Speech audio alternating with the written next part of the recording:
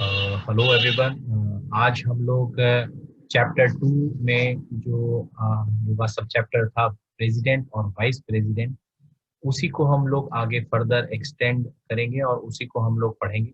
और 48 section onwards ये सारे सेक्शंस जो हैं हम लोग देखेंगे। तो सबसे पहले हम देख लेते हैं कि सेक्शन 48 जो है वो क्या कहता है।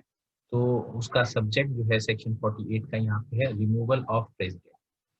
तो देखिए, अगर आप कंपेयर जैसे कर सकें, इससे पहले वाला जो सब चैप्टर था आपका, जिसमें म्युनिसिपल मेंबर्स के बारे में बात कर रखी थी, उसमें भी क्या था, उसमें भी रिमूवल था मेंबर का, उसमें भी यही बताया गया था।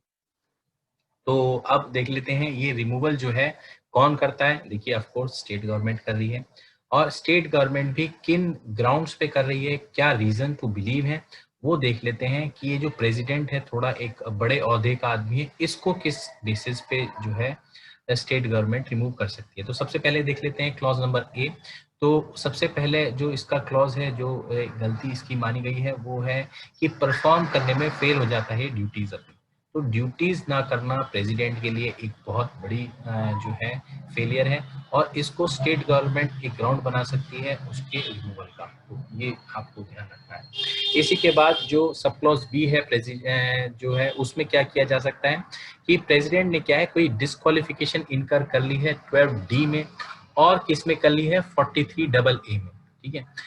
तो अभी मैं आपको अगर मेंबर के साथ कुछ कंपेयर करके दिखाऊं, जो सब चैप्टर हमारा मेंबर से रिलेटेड था, तो उसमें भी 12D का जिक्र किया गया था। तो 12D जो है एक स्टैंडर्ड आपका सेक्शन है जो दोनों पे दोनों की डिस्क्वालिफिकेशंस के बारे में बताता है, और वो दोनों ही केस में अप्लाई होता है, चाहे वो मेंबर हो, चाहे वो प्रेसिडेंट और वाइस प्रेसिडेंट हो।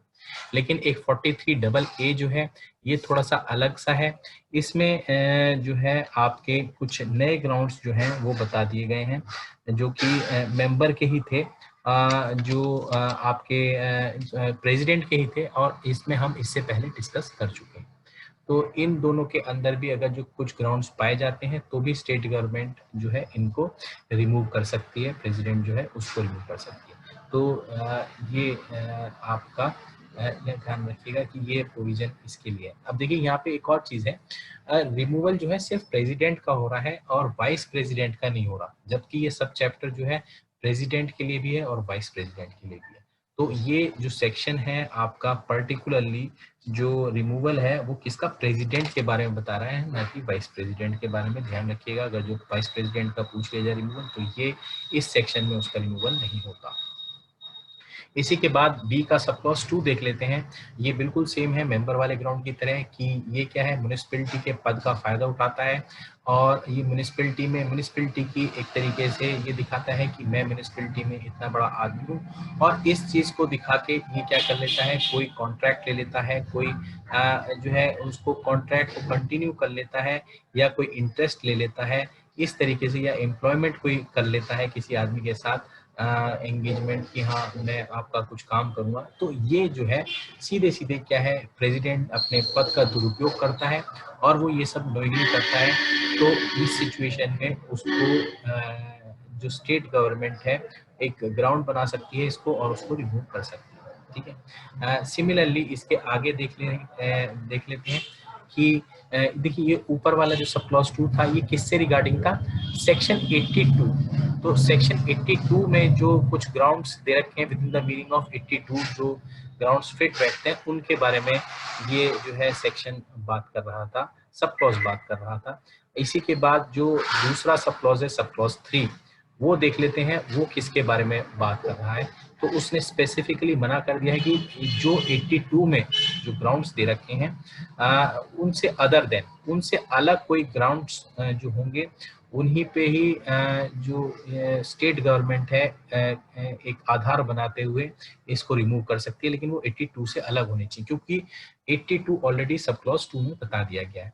तो सब क्लॉज 3 क्या कहता है ये भी समझ लेते हैं। यहाँ पे भी क्या प्रेसिडेंट अपनी पोजीशन का मिसयूज करता है, और क्या करता है, कहीं प्रेसिडेंट होने का रुतबा दिखाते हुए पार्टनर बन जाता है, कहीं शेयर इंटरेस्ट कर लेता है, किसी में इंटरेस्ट किसी के साथ शेयर कर लेता है, शेयर होल्डर बन जाता है उसमें, तो इंटरेस्ट जो है वो रख लेता है उसमें, चाहे पिक्यूनियर हो किसी और नेचर का हो, या प्रोफेशनली इंटरेस्टेड हो जाता है अपने क्लाइंट के लिए कि हाँ मैं तुम्हारा ये काम करके दे दूंगा, और प्रिंसिपल या अदर पर्सन जो है उसके लिए, इन तीनों में से किसी क्लाइंट, प्रिंसिपल या किसी और आदमी के लिए जो है वो काम करने के लिए राजी हो जाता है, ये धौंस दिखाते हुए कि मैं प्रेसिडेंट हूँ और मैं ये काम करा सकता हूँ। कुछ इस तरीके से ये थोड़ा रॉब में लेने की कोशिश करता है। तो ये भी क्या है, ये भी एक गलत चीज है प्रेसिडेंट जो करता है, और ये भी एक ग्राउंड बन जाता है कि स्टेट गवर्नमेंट इसको रिमूव कर सकती है। इसी के बाद सब क्लॉज 4 देख लेते हैं, ये क्या कहता है। तो सब क्लॉज 4 जो है सिमिलर जैसे मेंबर के लिए था वैसे ही है कि ये मेंबर, ये जो प्रेसिडेंट है, ये क्या है, प्रेसिडेंट के साथ साथ क्या है, ये एक लीगल प्रैक्टिशनर भी है, कोई वकील है, और ये क्या करता है, सिविल केसेस में म्युनिसिपैलिटी या स्टेट गवर्नमेंट के खिलाफ सिविल सूट में जो है किसी की पैरवी करने लग जाता है, और वो भी किसके रिगार्डिंग, नाजुक लैंड्स के रिगार्डिंग जो है, उनके उन लैंड्स के लिए जो है ये किसी और आदमी की पैरवी करने लगता है। तो ये क्या है, जब ये इस तरीके से प्रेजेंट करेगा तो क्या म्युनिसिपैलिटी और स्टेट गवर्नमेंट दोनों के इंटरेस्ट के खिलाफ काम कर रहा है, जबकि वो क्या है, गवर्नमेंट का पार्ट है, यानी म्युनिसिपैलिटी का पार्ट है, उसके बावजूद भी वो ऐसा काम कर रहा है। तो ये क्या है, ये ग्राउंड बन जाएगा उसके ऑफ कोर्स इसका रिमूवल का। इसी तरीके से क्रिमिनल प्रोसीडिंग्स में क्या करता है वो, कोई जो है म्युनिसिपैलिटी ने केस कर रखा है, अब यहाँ ध्यान दीजिएगा, म्युनिसिपैलिटी ने केस कर रखा है, स्टेट गवर्नमेंट ने नहीं केस कर रखा। तो अगर म्युनिसिपैलिटी ने कोई केस कर रखा है किसी आदमी पे, और ये जो आपका प्रेसिडेंट है जो लीगल प्रैक्टिशनर एक वकील भी है, वो क्या वहाँ कोर्ट में जाके उस आदमी को डिफेंड करता है जिसके खिलाफ म्युनिसिपैलिटी ने केस कर रखा है, तो ये जो चीज है ये प्रेसिडेंट के खिलाफ जाएंगी, और ये ग्राउंड बन सकता है स्टेट गवर्नमेंट के लिए कि वो प्रेसिडेंट को रिमूव कर दे। तो ये सिविल और क्रिमिनल प्रोसीडिंग्स में अलग अलग में इस तरीके से इसके ऊपर अगर जो ये उनको डिफेंड करता है आदमी को तो ये कार्रवाई हो सकती है। तो क्रिमिनल प्रोसीडिंग में स्पेसिफिकली ध्यान रखिएगा, स्टेट गवर्नमेंट ने कोई क्रिमिनल प्रोसिक्यूशन किसी आदमी के खिलाफ कर रखा है, और वो जो लीगल प्रैक्टिशनर जो कि प्रेसिडेंट है वो वहाँ उसके लिए अपीयर हो जाता है, उस सिचुएशन में रिमूवल नहीं कर सकती है स्टेट गवर्नमेंट। स्टेट तो क्योंकि बहुत सारे लोगों के ऊपर केस करती है, तो ऐसा तो है नहीं कि वो अपनी प्रैक्टिस बंद करके वो केस ही नहीं लड़ेगा और किस म्यूनिसिपैलिटी के भरोसे बैठ जाएगा। म्यूनिसिपैलिटी तो उसको कोई रेम्युनरेशन भी नहीं दे रही है, म्यूनिसिपैलिटी उसको कोई ट्रैवलिंग अलाउंस भी नहीं दे रही है, जैसे हम देख चुके हैं। तो क्या वो कहीं तो डिफेंड करेगा, कहीं तो वो पैसा कमाएगा, तो वो वाली छूट इसको दे रखी है कि स्टेट गवर्नमेंट अगर कोई केस करती है तो उस सिचुएशन में ये डिफेंड कर लेता है, तो वो कोई रिमूवल का ग्राउंड नहीं होगा। इसी के बाद सब क्लॉज 5 देख लेते हैं क्या कहता है।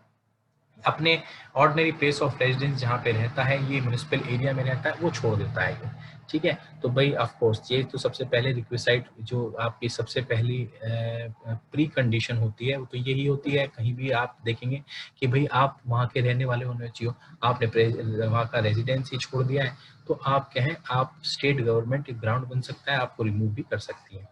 इसी के बाद क्या है, आप मिसकंडक्ट के लिए जो है गिल्टी पाए जाते हो इन डिस्चार्ज ऑफ योर ड्यूटीज। तो ड्यूटीज देखिए, सबसे फर्स्ट क्लॉज भी ड्यूटीज से रिलेटेड था और ये भी ड्यूटीज से ही रिलेटेड है।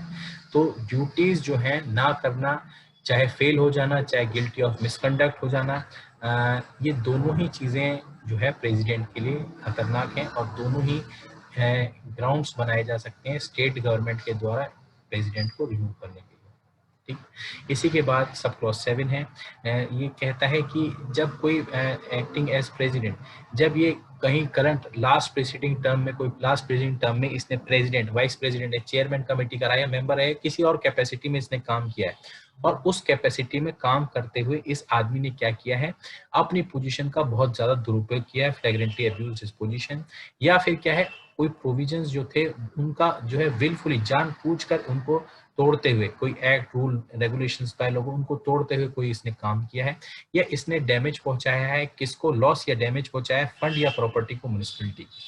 तो इन सिचुएशन में अगर जो स्टेट गवर्नमेंट को लगता है कि ये आदमी तो कंटिन्यू करने लायक नहीं है, इसको कंटिन्यू नहीं करने देना चाहिए, तो उस सिचुएशन में क्या है, ये जो है स्टेट गवर्नमेंट इसको ग्राउंड बनाते हुए चीज को रिमूव कर सकती है। यहाँ पर एक और भी चीज बात कह रखी है कि ये Uttar Pradesh urban local self government 1976 की जो ये एक्ट है, ये जो ये चाहे इसके आने से पहले हो या बाद में हो, उससे कोई फर्क नहीं पड़ता। ये जो है दोनों ही सिचुएशन में इसको सिचुएशन में, दोनों ही सिचुएशन में ये ग्राउंड बनाया जा सकता है स्टेट गवर्नमेंट का, और एक्ट इसके बीच में नहीं आएगी कि एक्ट जो है इम्प्लीमेंट होने के बाद ही ये जो है ग्राउंड बनता है। ऐसा कोई जो है डिफेंस नहीं दिया जाएगा प्रेसिडेंट की तरफ से। इसी के बाद सब क्लॉज 8 देख लेते हैं, ये भी क्या कहता है। ऊपर भी मिसकंडक्ट कहा था, मिसकंडक्ट ड्यूटी से रिलेटेड मिसकंडक्ट था, यहाँ मिसकंडक्ट देख लेते हैं। ये किस मिसकंडक्ट की बात करता है कि ये मिसकंडक्ट की बात करता है कि इसने मिसकंडक्ट किया, और ये क्या एज अ प्रेसिडेंट, जब वो प्रेसिडेंट था, वाइस प्रेसिडेंट था, या पावर कर रहा था एक्सरसाइज प्रेसिडेंट की या वाइस प्रेसिडेंट की, तो उस सिचुएशन में ये जब ये एक्ट कर रहा था इन किसी भी जो डेजिग्नेशंस हैं इन पे एक्ट कर रहा था, प्रेसिडेंट के साथ साथ इन डेजिग्नेशंस में भी एक्ट कर रहा था, और वो क्या है मिसकंडक्ट करता है, तो उस सिचुएशन में भी इसको क्या कर दिया जाएगा। इसके लिए ये ग्राउंड बन जाएगा, स्टेट गवर्नमेंट के लिए ग्राउंड बन जाएगा कि इसको इन ग्राउंड पे प्रेसिडेंट को रिमूव किया जा सकता है। यहाँ पे भी सेम यही बात कह रखी है कि इस एक्ट का 1976 की जो एक्ट है इसका कोई असर नहीं पड़ेगा, चाहे ये आई हो, पहले आ चुकी हो, या उससे पहले हुआ हो ये एक्ट, या उसके बाद हुआ। तो इस एक्ट के आने से कोई फर्क नहीं पड़ेगा। अगर जो इस तरीके का कोई एक्ट किया है तो ग्राउंड बन सकता है बिल्कुल प्रेसिडेंट के रिमूवल का। इसी तरीके से 9 देख लेते हैं। अब ये थोड़े से जल्दी कराऊंगा मैं कि इसने डैमेज पहुंचा है किसको, प्रॉपर्टी म्युनिसिपैलिटी को, तो ये भी ग्राउंड बन सकता है। मिस अप्रोप्रिएट मिसयूज किया है म्युनिसिपल फंड को, ये भी ग्राउंड बन सकता है। Act against the interest of municipality हम पहले भी देख चुके हैं, वो तो क्या है आपके जो कोर्ट मैटर्स थे उसमें ये जो है इसने प्रेसिडेंट ने against the interest of municipality काम किया था, लेकिन वो क्या थे, वो कोर्ट केसेस थे। अब ये कोर्ट केसेस के अलावा किसी भी जगह इसने क्या किया है, म्युनिसिपैलिटी के खिलाफ इंटरेस्ट में काम किया, तो उस सिचुएशन को भी ग्राउंड माना गया है। ऐसे ही इसने कॉन्ट्रावीन किए प्रोविजंस एक्ट रूल्स जो भी इस एक्ट के तहत बने हुए हैं, तो उन लोगों का अगर जो ये प्रोविजंस इसने तोड़े हैं तो भी ग्राउंड बन जाएगा। इसी के बाद इसने किसी मीटिंग में कोई अड़चन अड़ाई है, ऑब्स्टेकल पैदा किया है, और उस मीटिंग को नहीं होने दिया है, मेक इट उसको बिल्कुल इम्पॉसिबल, उसको होने ही ना देने तक की भी इसने नौबत लेके आ गया है ये। और उस सिचुएशन में म्युनिसिपैलिटी टू कंडक्ट इस बिजनेस, ये म्युनिसिपैलिटी के लिए बिजनेस कंडक्ट करना जो है वो असंभव हो गया है इस मीटिंग में, या किसी इसने खुद किया है या किसी और के द्वारा इंस्टिगेट करके उससे करवाया है। इन दोनों ही सिचुएशन में क्या है जो है ये इसके खिलाफ ग्राउंड बन सकता है, स्टेट गवर्नमेंट रिमूव कर सकती है। तो देखिए अभी हम तक यहाँ तक जो देख रहे हैं कि अपनी ड्यूटीज के साथ ये खिलवाड़ ना करें, उन ड्यूटीज के साथ मिसकंडक्ट ना करें, और इसी तरीके से मीटिंग जो होती है वो भी बहुत इंपॉर्टेंट चीज होती है, मीटिंग के साथ भी कोई जो मीटिंग हो रही है उनमें भी ऑब्स्टेकल वगैरह पैदा ना करेंगे। तो ये दोनों ही बहुत इंपॉर्टेंट चीजें हैं, सीरियसली ली जाती हैं गवर्नमेंट के द्वारा, और ये क्या है ग्राउंड बन सकते हैं रिमूवल के लिए अगर जो स्टेट गवर्नमेंट चाहे। इसी के बाद हम देख लेते हैं 14 वाला जो ग्राउंड है वो क्या है, wilfully contravene direction of state government. State government की नहीं सुनता है। देखिए सुपरवाइजरी जो सुपरिटेंडेंस होती है, जनरल सुपरिटेंडेंस होती है, वो स्टेट गवर्नमेंट की रहती है, और ये क्या है उसकी स्टेट गवर्नमेंट की ही बात नहीं मान रहा, तो स्टेट गवर्नमेंट के हाथ में पावर होती है कि ये क्या है प्रेसिडेंट को हटा सके। इसी के बाद मिसबिहेव करता है ऑफिसर्स और एम्प्लॉयज के साथ, ये भी बहुत जो है गलत चीज है मिसबिहेव करना। मिसबिहेव का ये नहीं कि डांट नहीं सकता किसी को, ऐसा नहीं है। मिसबिहेव का मतलब कि जहां तक परमिसेबल था वहां तक तो इसने उनके खिलाफ एक्शन लिया, लेकिन जहां जो ये जिस चीज के लिए जो इसकी जुरिडिक्शन में नहीं था, अगर जो उससे ज्यादा इसने ऑफिसर्स को कुछ कहा या एम्प्लॉयज को कुछ कहा, तो ये क्या है रिमूव किया जा सकता है स्टेट गवर्नमेंट के द्वारा। तो इसका एक एग्जांपल ले लेता हूँ कि देखिए किसी को रिमूव करना वो इसके हाथ में, लेकिन किसी को थप्पड़ मार देंगे तो ऐसा नहीं कर सकता, ये इसके बियॉन्ड जुरिडिक्शन है। थप्पड़ मारने की जो पावर होती है वो किसी को, इवन आप स्टेट गवर्नमेंट और उसको भी नहीं दी है सेंट्रल गवर्नमेंट को। तो स्पेसिफिक डिपार्टमेंट्स होते हैं जिनको जो है जो ऐसी फोर्स जो है क्रिमिनल फोर्स यूज कर सकते हैं जैसे पुलिस, इसके अलावा और नहीं। इसी के बाद जो है आपका 16 जो है वो क्या कहता है कि इसने कोई प्रॉपर्टी जो है डिस्पोज ऑफ कर ली म्युनिसिपैलिटी की और बहुत ही कम प्राइस में बेच दी, किसी को मुफ्त के बराबर ही बेच दी और वो या बहुत कम प्राइस में बेच, तो वो भी ग्राउंड बन जाएगा इसके रिमूवल का। इसी के बाद जो है इसने क्या किया है, एनक्रोच किया है ये किसी को उसमें मदद करी है एनक्रोच करने में, या किसी को इंस्टिगेट किया है जो म्युनिसिपैलिटी की लैंड बिल्डिंग या अदर इमूवेबल प्रॉपर्टी है उस पे, करने के लिए, उसको कब्जाने के लिए, जो है इंक्रोच करने के लिए किसी को इसने जो है ये सब काम किए हैं, तो इस सिचुएशन में भी म्युनिसिपैलिटी के इंटरेस्ट के अगेंस्ट काम करेगा ये, और ये क्या है, ग्राउंड बन जाएगा इसके रिमूवल का। इसी के बाद हम देखते हैं सेक्शन 49। तो सेक्शन 49 को जो है इसने क्या कह रखा है कि ये एक स्टेटस बता रखा है कि प्रेसिडेंट क्या है, प्रेसिडेंट एक्स ऑफिशियो मेंबर भी है म्युनिसिपैलिटी का।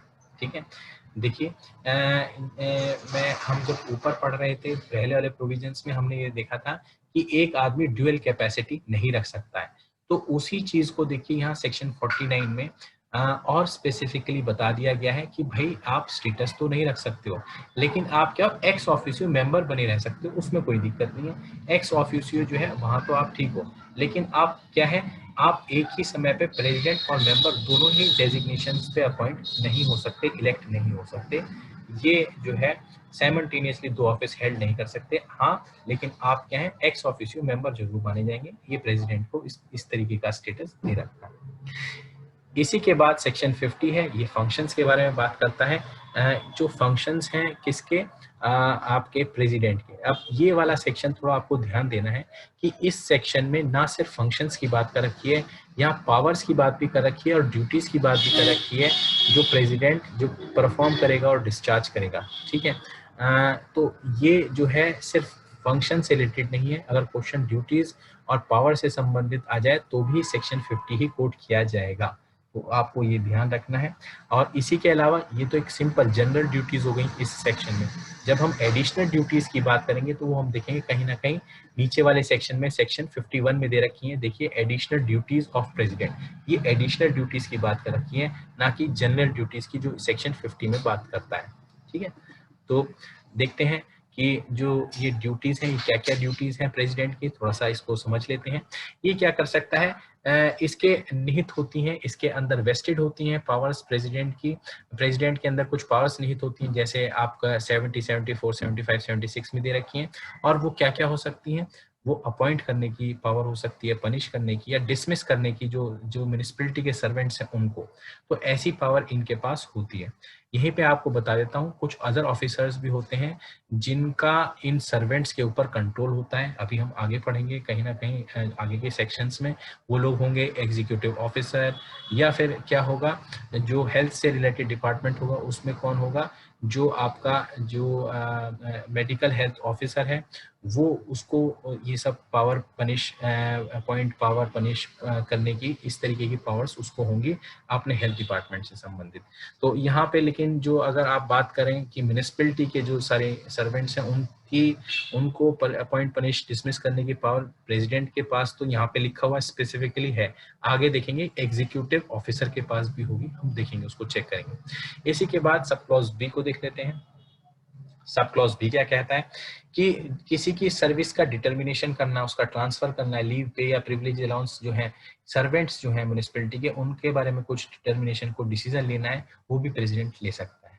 ठीक है, इसी के बाद जो है general supervision over all officers, जितने भी सारे ऑफिसर्स हैं म्युनिसिपैलिटी में, जनरल सुपरविजन तो है, उनको डांट सकता है, कुछ गलत बात करेंगे वो तो उनके बारे में शिकायत भी कर सकता है। तो ये जनरल सुपरविजन जो है वो प्रेसिडेंट के हाथ में होता है। तो ये जो ऑफिसर्स के ऊपर जनरल सुपरविजन होता है, और जो वर्क होता है उस पर भी क्या जनरल सुपरविजन होता है प्रेसिडेंट का। तो वो क्या है, जो भी वर्क चल रहे हैं म्युनिसिपैलिटी के, उन सारे कामों को भी ये जो आपका प्रेसिडेंट है ये देख सकता है। इस तरीके की इसके पास पावर होती है। ठीक है, इसी के बाद ये ड्यूटी आ जाती है, जो सब क्लॉज सी में दे रखा है। ये एक ड्यूटी है कि ये क्या प्रिस्क्राइब्ड अथॉरिटी को सबमिट करेगा सारी स्टेटमेंट, अकाउंट रिपोर्ट, कॉपीज वगैरह वगैरह, जो भी रिजोल्यूशन जो भी पास हुए हैं म्युनिसिपैलिटी में या कमेटी में। तो ये जो सारे के सारी जो वहाँ पे आपकी जो कार्रवाई हुई है, जो भी प्रोसीडिंग्स हुई हैं, जो भी आपके पास ये रिकॉर्ड है म्युनिसिपैलिटी से संबंधित, ये ड्यूटी बन जाती है कि ये प्रिस्क्राइब्ड अथॉरिटी को सबमिट करें टाइम टू टाइम। ठीक है, ये जो है आपका सब क्लॉज सी कहता है। इसी के बाद एक पावर इसके पास आ जाती है। इसके पावर पास ये होती है कि ये अपनी पावर जो है वो किसी को डेलीगेट भी कर सकता है।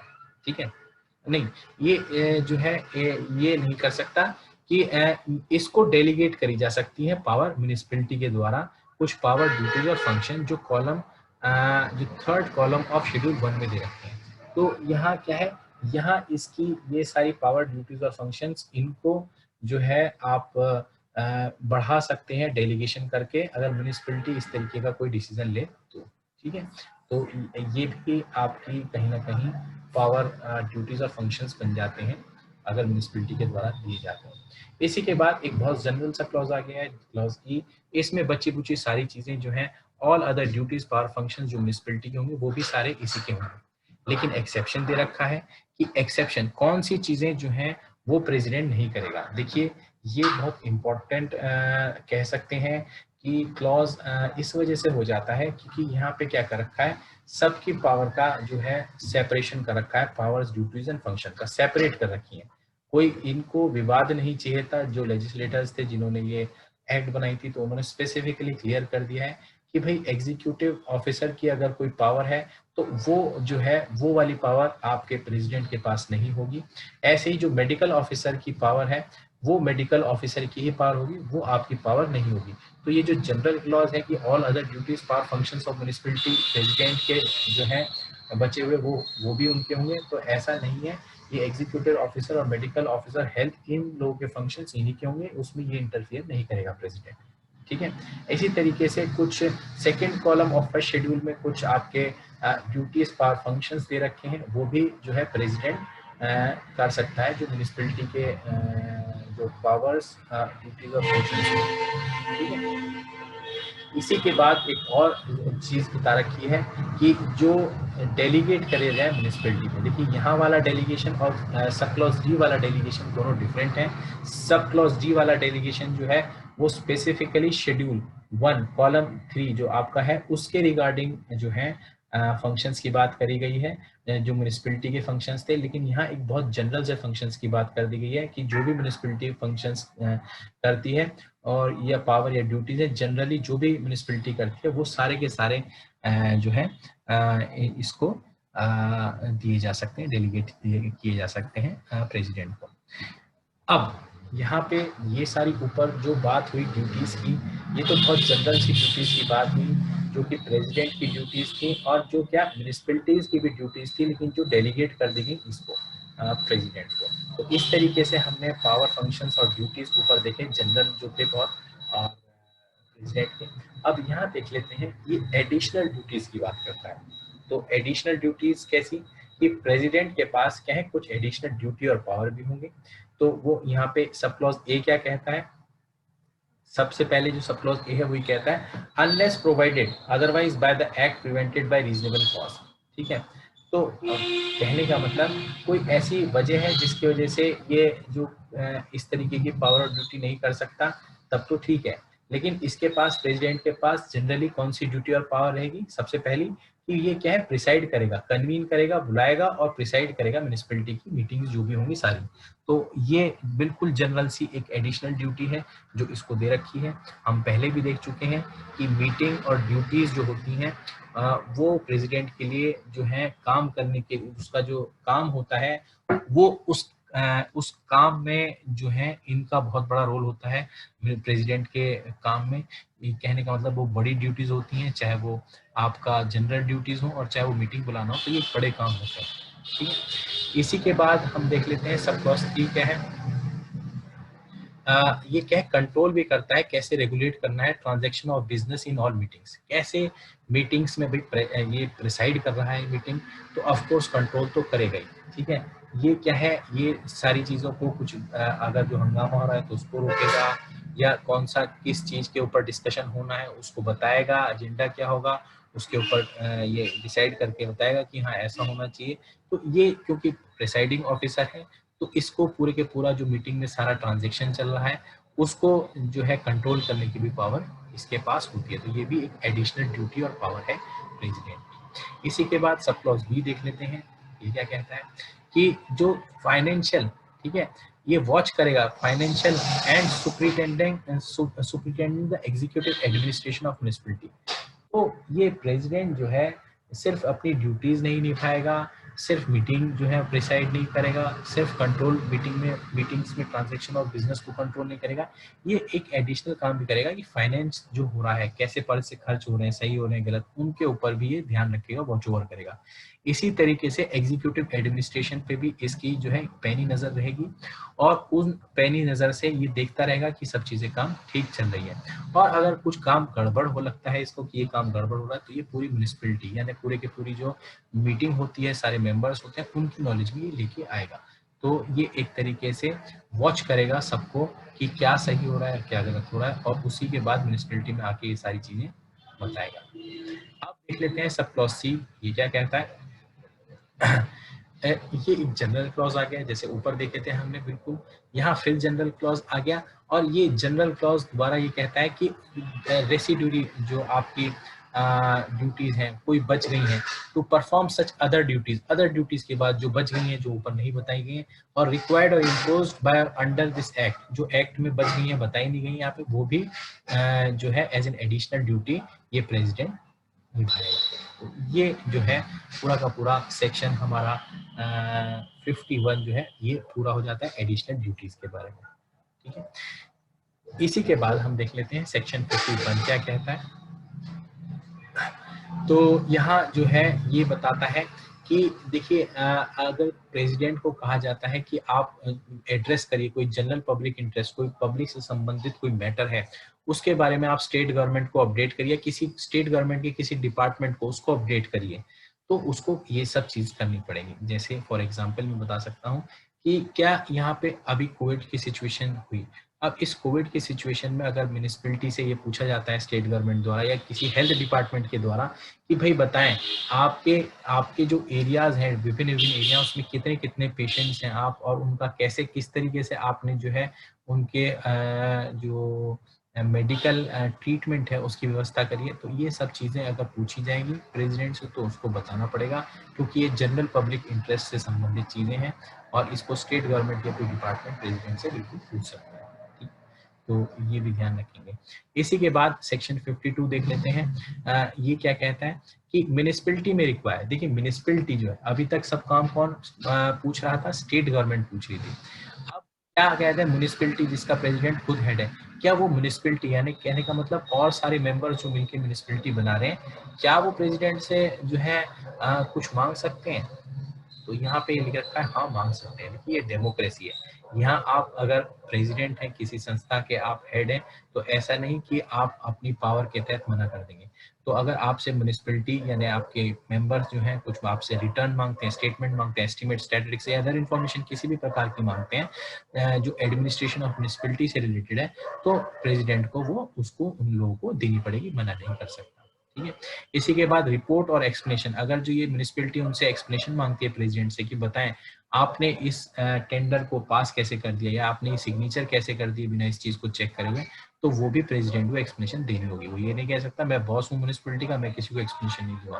तो ऐसा नहीं है, ये डेमोक्रेटिक कंट्री है, यहाँ डेमोक्रेटिक इंस्टीट्यूशन है और आपको जवाब देना पड़ेगा जो भी आपकी म्युनिसिपैलिटी है उसको। ठीक है, इसी के बाद सब क्लॉज सी देख लेते हैं। जो भी प्रेसिडेंट के जो पोजीशन में यानी प्रेसिडेंट के कब्जे में कोई रिकॉर्ड है, कोई कॉरेस्पॉन्डेंस है, चिट्ठी पत्री है, प्लान वगैरह या कोई अदर डॉक्यूमेंट है,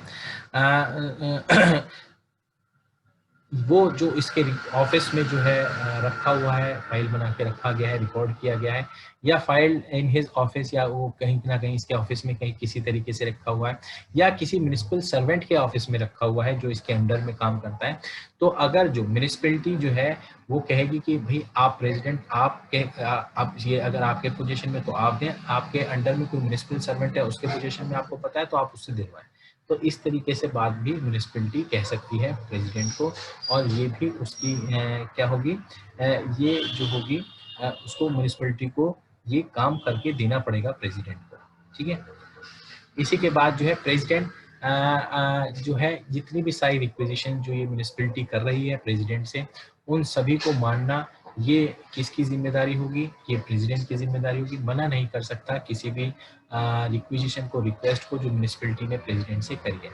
वो ये नहीं कह सकता मैं बॉस हूँ और मैं राजा हूँ, मैं म्युनिसिपैलिटी का राजा हूँ और मैं सबसे हाईएस्ट अधिकारी हूँ और मैं क्या आपको नहीं दूंगा, नहीं, ऐसा नहीं कह सकता, उसको कंप्लाई करनी ही पड़ेगी, ये उसके ऊपर ऑब्लिगेशन यहाँ पे डाल देंगे, ठीक है। इसी के बाद सब क्लॉज 3 देख लेते हैं।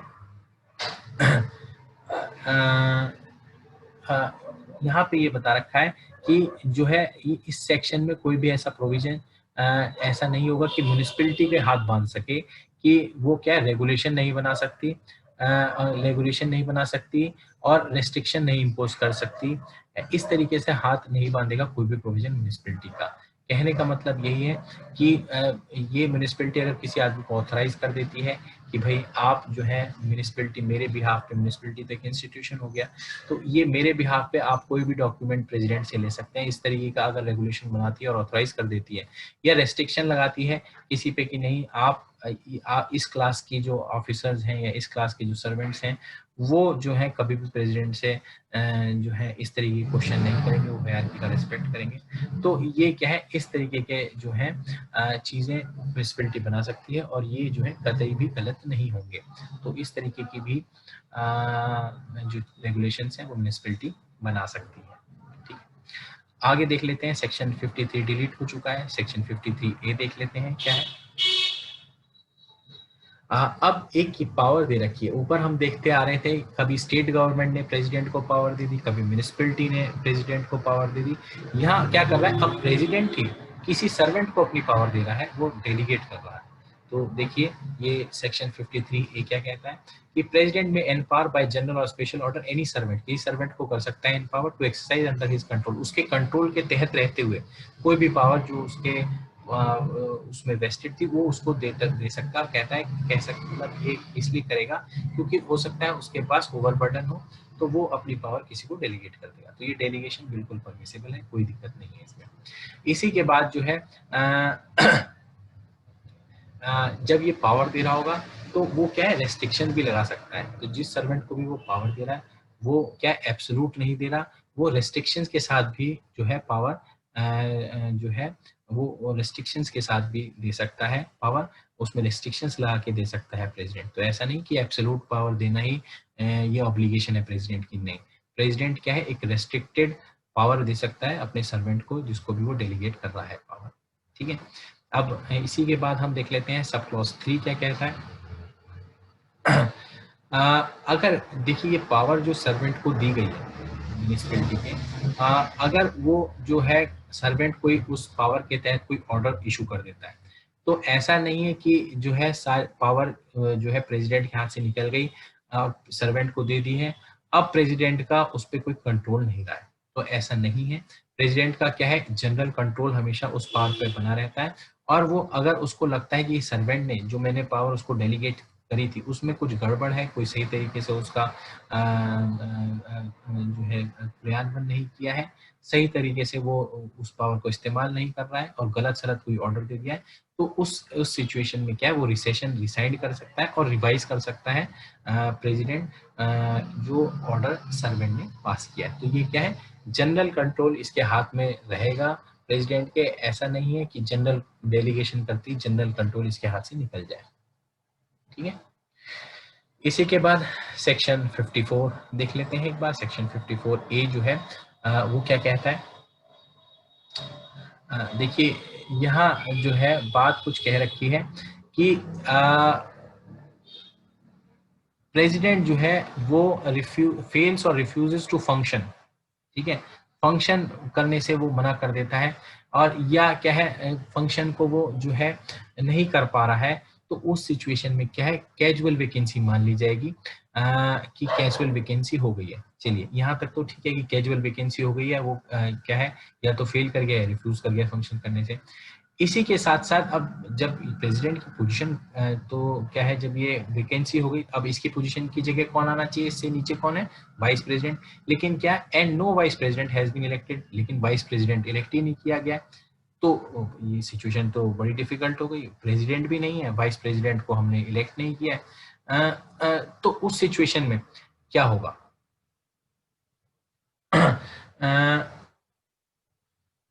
उस सिचुएशन में क्या किया जाएगा, उस सिचुएशन में जो है एक टेम्परेरी अरेंजमेंट किया जाएगा डिस्ट्रिक्ट मजिस्ट्रेट के द्वारा, और डिस्ट्रिक्ट मजिस्ट्रेट क्या है, एक डिप्टी कलेक्टर को क्या एक अपॉइंट कर देगा इस प्रेसिडेंट की पोजीशन पे, जब तक कि नया प्रेसिडेंट या वाइस प्रेसिडेंट चुन नहीं लिया जाता।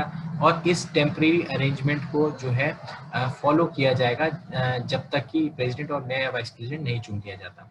इसी डिप्टी कलेक्टर को जो है क्या कहा जाएगा, इसका एक नाम दिया गया है, उसको एडमिनिस्ट्रेटर कहा जाएगा। और जो इसके बाद जो है जैसे ही ये डिस्ट्रिक्ट कलेक्टर जो है एडमिनिस्ट्रेटर के रूप में बैठ जाता है यहाँ पे, तो प्रेसिडेंट की जितनी भी सारी पावर्स हैं वो क्या परफॉर्म करी जाएंगी, वो इस डिस्ट्रिक्ट डिप्टी कलेक्टर द्वारा ही परफॉर्म की जाएगी एज एन एडमिनिस्ट्रेटर।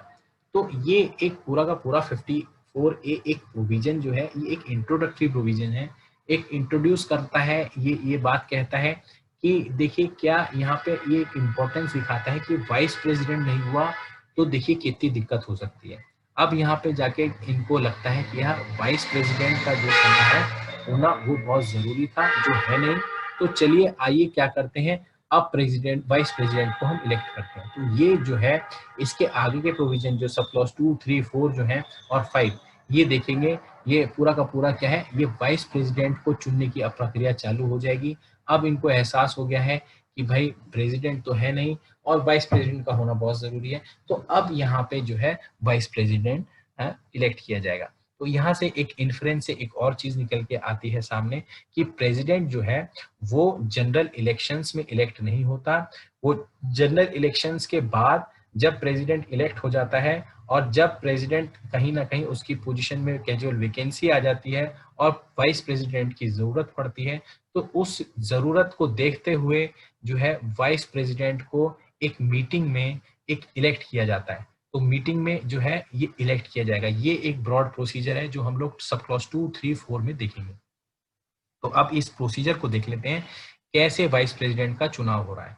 तो यहाँ क्या है, ये बता रखा है, the meeting for election of vice president shall be held at the office of board. एक मीटिंग हेल्ड करी जाएगी जो इलेक्शन ऑफ वाइस प्रेसिडेंट से संबंधित होगी और वो बोर्ड के ऑफिस से करी जाएगी। ठीक है, उसका डेट और जो टाइम है वो डिस्ट्रिक्ट मजिस्ट्रेट निश्चित करेगा और उसके बारे में क्लियर 7 दिन का नोटिस देगा सारे मेंबर्स को कि भाई आप लोगों को आना है और आप लोगों को क्या है, इसको जो आपका वाइस प्रेसिडेंट है उसको चुनना है। ठीक है, जब ये 7 डेज का नोटिस पब्लिश हो जाएगा, कहने का मतलब ये दे दिया जाएगा और उसी के साथ साथ इसको नोटिस को पब्लिश भी कर दिया जाएगा डिस्ट्रिक्ट मजिस्ट्रेट के द्वारा। ठीक है, जब ये पब्लिश हो जाएगा तो उस सिचुएशन में क्या माना जाएगा कि सारे मेंबर्स को नोटिस मिल गया है। भले ही इंडिविजुअली सारे मेंबर्स को डिलीवर ना हुआ हो वो नोटिस, वो एक अलग बात है, वो क्या है ग्राउंड नहीं बनेगा कि हमें तो नोटिस ही नहीं मिला। अगर पब्लिकेशन डिस्ट्रिक्ट मजिस्ट्रेट ने कर दी है तो वो सफिशिएंट कंप्लायंस होगा कि जो नोटिस है वो सबको मिल गया है। तो यहाँ सिर्फ सब लोगों को सूचित करने के लिए, इकट्ठा करने के लिए 7 दिन पहले का एक क्लियर नोटिस डिस्ट्रिक्ट मजिस्ट्रेट के द्वारा सारे मेंबर्स के नाम को सारे मेंबर्स को दिया जाएगा। ठीक है, तो ठीक है, यहाँ पे अब एक हल्का सा इन्होंने मीटिंग के बारे में कि जो ऐसी मीटिंग होने वाली है उसके बारे में यहाँ पे इन्होंने बता दिया है, नोटिस वगैरह दे दिया है। तो अब इसके आगे देखते हैं सब क्लॉज 3 जो है वो क्या बात करता है। सब क्लॉज 3 बात करता है कि भाई देखिए अब मीटिंग में क्या है, डिसीजन होना है, इलेक्शन होना है किसका, वाइस प्रेसिडेंट का, और ये सारे कौन करेंगे, मेंबर्स करेंगे। अब क्या है, यहाँ जो ये जो प्रिसाइडिंग ऑफिसर होता है ये कोई न्यूट्रल आदमी होना चाहिए। तो इस मीटिंग में न्यूट्रल आदमी होना चाहिए, कोई ना एडमिनिस्ट्रेशन का आदमी होना चाहिए ना वो कोई म्यूनिसिपैलिटी का आदमी होना चाहिए, वो एक न्यूट्रल आदमी होना चाहिए। तो इस चीज को सोचते हुए डिस्ट्रिक्ट मजिस्ट्रेट क्या करेगा, डिस्ट्रिक्ट जज से एक रिक्वेस्ट करेगा कि साहब आप एक हमको एक अपना कोई चीफ सिविल जुडिशियल ऑफिसर जो है हमें दे दीजिए, हम उसको स्टाइपेंड में कुछ लेने के लिए तैयार हैं, कुछ स्टाइपेंड भी दे देंगे उसको, स्टिपेंडरी जो भी है उसको दे देंगे और वो हमारे लिए एक काम कर देगा कि बस उसको प्रेसाइड करना है एक मीटिंग को जिसमें वाइस प्रेसिडेंट का इलेक्शन होना है। ठीक है, तो इस तरीके की रिक्वेस्ट करेगा और उसके बाद डिस्ट्रिक्ट जज जो है वो सिविल जुडिशियल ऑफिसर किसी को एक अपॉइंट कर देगा और वो प्रिसाइड करेगा मीटिंग। ठीक है, और ये एक यहाँ पे स्पेसिफिक कंडीशन दे रखी है कि ये जो मीटिंग होगी ये प्रिसाइड सिर्फ और सिर्फ जुडिशियल सिविल जुडिशियल ऑफिसर के द्वारा ही करी जाएगी, इसके अलावा कोई प्रिसाइड नहीं कर सकता। लॉजिक यही है कि वहाँ बायस हो सकती है, वहाँ आपका कुछ धांधलेबाजी हो सकती है जो इलेक्शन में उस उन चीज़ों को, उनकी पॉसिबिलिटीज़ को टोटली रूल आउट कर देती है जब ये बात आती है निकल के कि सिर्फ जुडिशियल ऑफिसर ही क्या किया जाएगा, अपॉइंट किया जाएगा इस मीटिंग को प्रिसाइड करने के लिए। ठीक है। देखिए जब डेट निश्चित कर दी थी ऊपर डिस्ट्रिक्ट मजिस्ट्रेट ने सब क्लॉज 2 में और टाइम भी निश्चित कर दिया था, अब बस सिविल जुडिशियल ऑफिसर को आके उसमें प्रिसाइड करना था मीटिंग। लेकिन वो क्या है, हाफ एन आवर तक जो टाइम अपॉइंट किया है उस दौरान हाफ एन आवर के अंदर अंदर वो जुडिशियल ऑफिसर नहीं आया। ठीक है। तो उस सिचुएशन में क्या होगा, उस सिचुएशन में जो वो मीटिंग है उसको एडजर्न कर दिया जाएगा और एक नई डेट और टाइम बता दिया जाएगा मेंबर्स को कि ये जो है ये जो क्या नाम है आपका मेंबर्स को एक नया डेट और टाइम बता दिया जाएगा इस जो जुडिशियल ऑफिसर है, सिविल जुडिशियल ऑफिसर है, इसके द्वारा कि अब ये मीटिंग जो है इस दिन फला फला दिन इस फला फला टाइम को हो। ठीक है, ये कर देगा। जब ये आधे घंटे के अंदर नहीं आता है जुडिशियल ऑफिसर तब होगा इस तरीके से। इसी के बाद अब क्या होता है, डेट और टाइम निश्चित कर रखा था डिस्ट्रिक्ट मजिस्ट्रेट ने और एक तो हाफ एन आवर उसके अंदर नहीं आए। एक दूसरी सिचुएशन ये है कि जुडिशियल ऑफिसर प्रिसाइड ही अनेबल टू प्रिसाइड, तो मीटिंग ही प्रिसाइड नहीं कर पा रहा है। तो उस सिचुएशन में क्या है, वो उसका कोई पर्सनल कारण हो सकता है। तो ये क्या करेगा, अगर ऐसी कोई सिचुएशन होगी तो जुडिशियल ऑफिसर बकायदा लिख के अपने रीजंस लिखेगा कि मैं जो है इन रीजंस की वजह से इस मीटिंग को प्रिसाइड नहीं कर रहा हूँ। और क्या है, एक फिर डेट दे देगा, एक टाइम दे देगा, अपॉइंट कर देगा कि और वो भी 7 within 7 days but not later than 7 days, 7 दिन के अंदर अंदर ही जो है कोई डेट और टाइम देगा कि जो है मैं तो प्रिसाइड नहीं कर पा रहा, मेरे ये कारण है, इस वजह से मैं प्रिसाइड नहीं कर पा रहा, लेकिन नेक्स्ट मीटिंग जो है वो इन 7 दिनों के अंदर इस डेट को मैंने रखी है, तो उस डेट को वो मीटिंग जो है बुलाई जाएगी।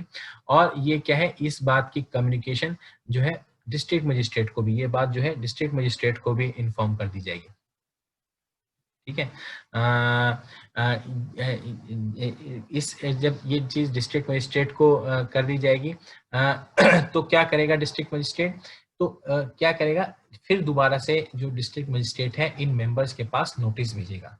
ठीक है। तो नोटिस जो है यहाँ पे लिखा हुआ है कि not be necessary to send the notice of that date, जरूरी नहीं है कि उस डेट का नोटिस भेजे और टाइम का भी कि adjournment of meetings to members, ये मीटिंग के एडजर्नमेंट के बारे में मेंबर्स को बताना कोई जरूरी नहीं होगा। बट क्या दूसरी तरीके से डिस्ट्रिक्ट मजिस्ट्रेट की एक और जिम्मेदारी है कि जो है वो पब्लिकेशन के द्वारा बताएगा सारे मेंबर्स को कि ये डेट जो है अब नेक्स्ट विद इन 7 डेज के अंदर निश्चित हुई है, इस दिन आप दोबारा आ जाएं और अब आप दोबारा आके इलेक्ट कर लें अपने वाइस प्रेसिडेंट को। तो ये इस तरीके का तो नोटिस देगा, लेकिन एडजर्नमेंट का कोई नोटिस डिस्ट्रिक्ट मजिस्ट्रेट नहीं देगा। ठीक है। इसी के बाद देखिए, ये जैसे ही जो ये एडजर्नमेंट हो रहा है, ये एडजर्नमेंट थोड़ा सीरियसली लिया गया है यहाँ पे। इसका एक लॉजिक समझ लीजिए। क्या होता है, अगर ज्यादा टाइम दिया जाता है, 7 दिन से ज्यादा का टाइम दिया जाता है, तो हॉर्स ट्रेडिंग की पॉसिबिलिटी है, खरीद फरोख्त हो सकती है। वाइस प्रेसिडेंट बहुत सारे मेंबर्स को अपने पक्ष में वोट देने के लिए खरीद भी सकता है। तो इस पॉसिबिलिटी को रूल आउट करने के लिए जो यहाँ पे जो डेट्स दी गई हैं वो एक तो बहुत शॉर्ट दी गई हैं, और वो शॉर्ट डेट्स जो है वो बकायदा रीजन बेस्ड हैं। कहीं ना कहीं आपको रीजन, जुडिशियल ऑफिसर को रीजन देना पड़ेगा तभी वो एडजर्न कर सकता है। और वो भी एडजर्न करने के बाद भी वो जो नेक्स्ट डेट देगा वो भी विद इन 7 डेज के अंदर शॉर्ट डेट होगी, कोई ज्यादा लंबी डेट नहीं होगी। तो इससे क्या है, सारी पॉसिबिलिटीज हॉर्स ट्रेडिंग की रूल आउट हो जाती हैं काफी हद तक। और यहाँ पे यही कह रखा है सब क्लॉज 5 में कि ये जो एडजर्नमेंट है, ये जो एडजर्नमेंट है जो है ये सिर्फ सब क्लॉज 3 और 4 के तहत ही दिए जा सकते हैं, इसके अलावा कोई एडजर्नमेंट नहीं होगा। यानी कहने का मतलब किसी और को पावर ही नहीं होगी ये एडजर्न कर दे एक्सेप्ट जुडिशियल ऑफिसर। तो वो एक न्यूट्रल आदमी है, उसने अगर जो एडजर्न किया भी है तो कोई ना कोई जेन्युइन कारण रहा होगा। और किसी भी एडमिनिस्ट्रेटिव आदमी को या म्यूनिसिपैलिटी के आदमी को ऐसी पावर नहीं दी गई है। ठीक है। तो ये जो है इस सिचुएशन का जो ये बताता है सेक्शन हमारा, ये वाला सेक्शन पूरा की पूरी ये सिचुएशन बताता है 54A। ठीक है। ये इसी के बाद सब क्लॉज 6 देख लेते हैं। जैसे ये मीटिंग कन्वीन हो जाती है जैसे ये स्टार्ट हो जाती है तो municipality shall proceed to elect the vice president. जैसे ये मीटिंग जो है अब चालू हो जाती है, यानी अब जुडिशियल ऑफिसर भी आ गया है, अब मेंबर्स भी आ गए हैं, अब क्या है, अब मीटिंग क्या है, अब स्टार्ट करनी है। तो मीटिंग जैसे ही स्टार्ट होगी तभी प्रोसेस शुरू हो जाएगा इलेक्शन ऑफ वाइस प्रेसिडेंट का, तुरंत उसी समय शुरू हो जाएगा वाइस प्रेसिडेंट के इलेक्शन का प्रोसेस भी। इसी के बाद सब क्लॉज 7 ये कहता है कि ये जुडिशियल ऑफिसर जो है ये प्रिसाइडिंग ऑफिसर है, प्रिसाइडिंग ऑफिसर के पास कोई राइट टू वोट नहीं होगी, यहाँ इसको कोई वोट नहीं है, राइट टू वोट नहीं है। जनरली जो जैसे हम देखते हैं जो बड़े पार्लियामेंट्स या आपके वहाँ होते हैं, वहाँ एक बार को कहीं ना कहीं जब टाई होता है तो उस सिचुएशन में जो है जो प्रिसाइडिंग ऑफिसर होता है उसको कभी कभी पावर दी जाती है कि वो वोट कर सके, लेकिन यहाँ जुडिशियल ऑफिसर को पावर नहीं है। इसी के बाद सब क्लॉज ए कहा बताया गया है कि जब अगर इक्वालिटी ऑफ वोट्स, दो आदमियों या दो से ज्यादा आदमियों में सबको बराबर वोट मिली है, उस सिचुएशन में जुडिशियल ऑफिसर, देखिए वोट तो दे नहीं सकता स्पेसिफिकली, तो उसके पास कौन सा तरीका होगा कि वो डिसाइड करेगा कि कौन सा जो कैंडिडेट है वो जीत गया है। तो देखिए उसके पास एक तरीका होगा जिसे कहेंगे शैल डिसाइड बाय लॉट। तो लॉट एक तरीके से लॉटरी निकलेगी और उसमें जो भी 4-5 कैंडिडेट जिनकी बराबर वोट आई है उनमें से जो भी आदमी जिसकी लॉटरी लगती है वो जो है माना जाएगा कि ये आदमी जीत गया है। तो ये इस तरीके से करेगा, ना कि वोट देके, ये ध्यान रखिएगा, ये इंपॉर्टेंट है, वोट देके नहीं बल्कि लॉट से करेगा। ठीक है। इसी के बाद आपका सब क्लॉज 9 है। सब क्लॉज 9 ये कहता है जैसे ही ये पूरी की पूरी मीटिंग ओवर हो जाएगी, यानी कि इलेक्शन ओवर हो जाएगा वाइस प्रेसिडेंट का, तुरंत क्या करेगा जुडिशियल ऑफिसर डिक्लेयर कर देगा रिजल्ट कि कौन आदमी जीता है, और इसी के साथ जो है कॉपी एक फॉरवर्ड कर देगा मिनट्स ऑफ मीटिंग की, क्योंकि ये पूरी की पूरी मीटिंग थी, इसका पूरा का पूरा ये क्या कोई जनरल इलेक्शन नहीं था, ये मीटिंग में इलेक्शन हुआ था। तो copy of minutes of meeting जो है वो किसको भेज देगा, प्रेसिडेंट को भेज देगा, और किसको भेज देगा, डिस्ट्रिक्ट मजिस्ट्रेट को भेज देगा। तो ये प्रोसीजर कंप्लायंस जुडिशियल ऑफिसर करेगा और इन दोनों को जो भी रिजल्ट होगा उसके बारे में जानकारी दे देगा। इसी के बाद सब क्लॉज 56 देख लेते हैं क्या कहता है कि जो जो ये इस सब चैप्टर का जो प्रेसिडेंट और वाइस प्रेसिडेंट है, ये इसका लास्ट सेक्शन है, देख लेते हैं क्या कहता है। तो ये बताता है कि आपका कोई भी इलेक्शन होगा या नॉमिनेशन होगा मेंबर या प्रेसिडेंट का, ठीक है, या क्या है आपका कॉन्स्टिट्यूशन ऑफ म्युनिसिपैलिटी का सवाल होगा, ठीक है, या कोई वैकेंसी है ऑफिस में मेंबर या प्रेसिडेंट के, उसके भरने का सवाल होगा। ये कोई भी प्रक्रिया जो भी आप करेंगे, जो भी करेंगे, ये क्या है, नोटिफाइड नोटिफिकेशन इसका निकालेंगे। कहने का मतलब ये नहीं है कि आप बंद कमरे में इसको कर लें, ये एक डेमोक्रेटिक इंस्टीट्यूशन है, सब चीज सारी पब्लिक को पता होनी चाहिए, और इसी वजह से आपको ये सारे काम नोटिफिकेशन के माध्यम से करने पड़ेंगे। तो ये जो है आखिरी क्लॉज जो है वो इसके बारे में कहता है। तो आज हम लोग इतना ही करेंगे। Thank you and have a nice day.